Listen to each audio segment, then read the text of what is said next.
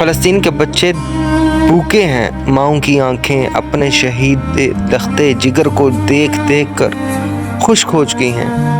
وہاں کے باپ اپنے گھروں کے ملبے تلے اپنے ہی بچوں کی لاشیں ڈھونڈتے پھر رہے ہیں۔ یہ مناظر کوئی کہانی نہیں ہے، یہ حقیقت ہے، ایک ایسی حقیقت جو ہماری غیرت کو جھنجھوڑتی ہے۔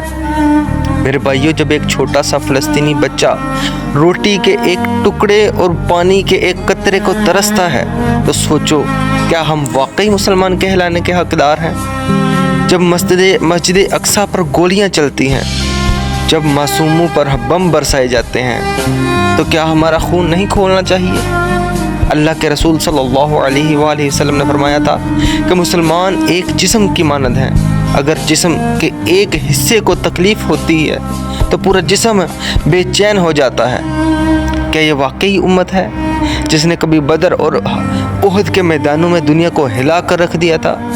کیا یہ واقعی وہی امت ہے جس نے اندھیروں میں اجالا پھیلایا تھا؟ آج ہم کمزور کیوں ہیں؟ آج ہم غلام کیوں ہیں؟ اس لیے کہ ہم نے فلسطین کے درد کو اپنا درد بنانا چھوڑ دیا ہے۔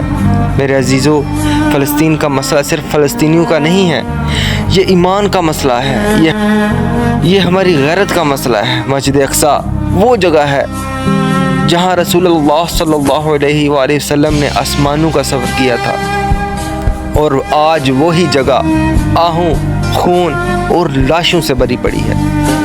کیا ہم کل اللہ کے حضور جواب دے سکیں گے؟ کیا ہم کہہ سکیں گے کہ ہم نے اپنی آواز بلند کی تھی، ہم نے اپنی استطاعت کے مطابق مدد کی تھی، یا پھر ہماری خاموشی ہی ہمارا جرم ثابت ہوگی؟